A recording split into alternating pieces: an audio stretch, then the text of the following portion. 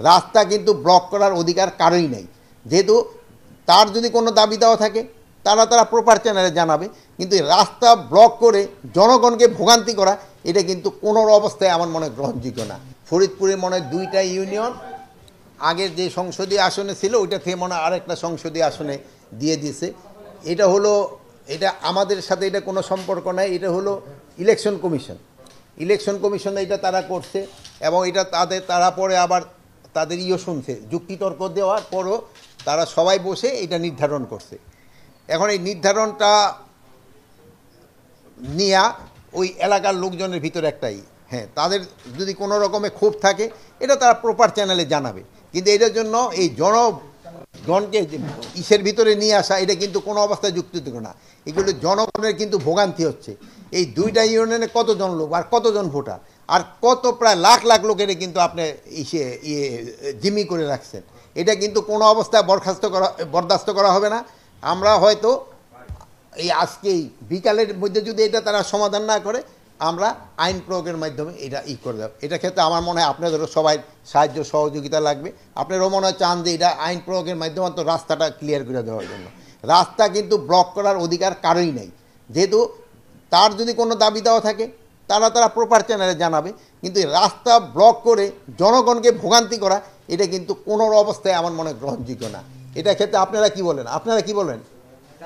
এটা আপনারাও বলেন। আচ্ছা, এই ক্ষেত্রে আমরা একটা ভালো সাংবাদিক ভাইরও চাচ্ছে যে রাস্তা যেন কেউ ব্লক না করে।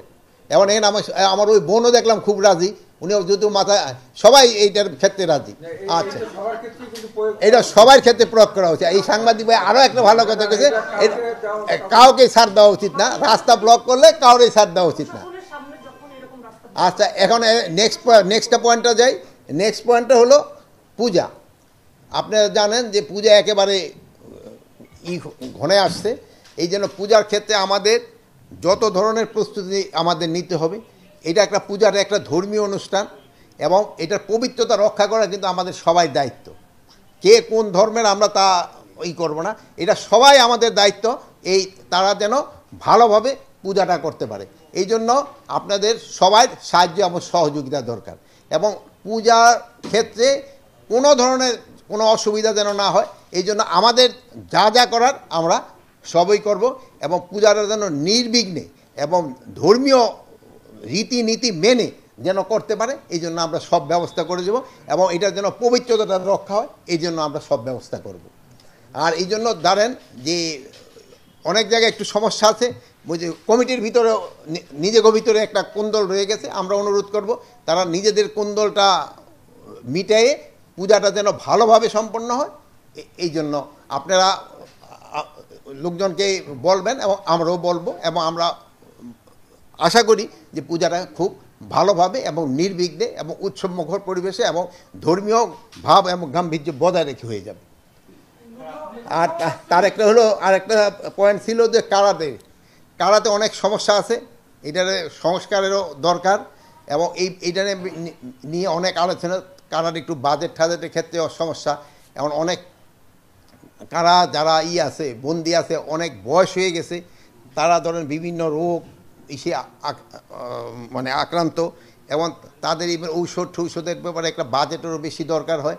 তো আমরা চাচ্ছিলাম যে যে লাইফ টার্মটা যে 30 বছর ওইটাকে কমায় কত করা যায়, একটা যুক্তিযুক্ত একটা করে যেন যারা বয়স্ক হয়ে গেছে তাদের কীভাবে ছাড়ার ব্যবস্থা করা যায়। আমরা এটা এখন পর্যন্ত নির্ধারণ করি না, এটা একটা আলোচনার ভিতরে। আমরা ওই মেয়েদের ক্ষেত্রে হয়তো আমরা 20 বছর করে দিতে চাচ্ছি, ছেলেদের ক্ষেত্রে হয়তো আরও একটু বেশি হতে পারে। বাট আবার কতগুলি স্পেসিফিক আছে, তার বয়সটা কত ওটাও দেখতে হবে। ওখানে যে ধরনের 18 বছরে অপকর্ম করছে, তার যদি 20 বছরের ছায়া দিল 38 বছর, সে তো আবার আইসা হয়তো আবার অপকর্ম কিনা ওই সবগুলো দেখা হবে। বাট মেয়েদের ক্ষেত্রে আমরা একটুখানি বেশি লিবারেল। লুট হওয়ার অস্ত্র যেগুলি আছে এইগুলি কিন্তু প্রতিদিনে উদ্ধার হচ্ছে। আপনারা কিন্তু ওই স্ক্রলে দিচ্ছেন, আপনারা পেপারও দিচ্ছেন, এটা ডেইলি কিন্তু উদ্ধার হচ্ছে। পুরস্কার ঘোষণার পরও এটা উদ্ধার হচ্ছে। তো আপনাকে ভিতরে মনে হয় কেউ এখন পর্যন্ত পুরস্কার পান নাই, আমি অনুরোধ করবো আপনারাও 2-1টা পুরস্কার নেন। এই সংখ্যাগুলি তো সব এত মনে রাখেন। আইন শৃঙ্খলা পরিস্থিতি নির্বাচনের সময় যেন খুব ভালো থাকে, এই ব্যাপারে আলোচনা হয়েছে। হ্যাঁ,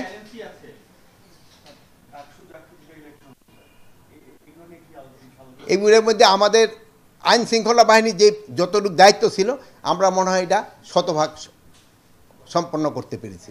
আমাদের আইন শৃঙ্খলা বাহিনীর সম্বন্ধে কারো কোনো ধরনের কোনো অভিযোগ নাই এবং আমাদের কোনো প্রস্তুতিরও কোনো অভাব ছিল না।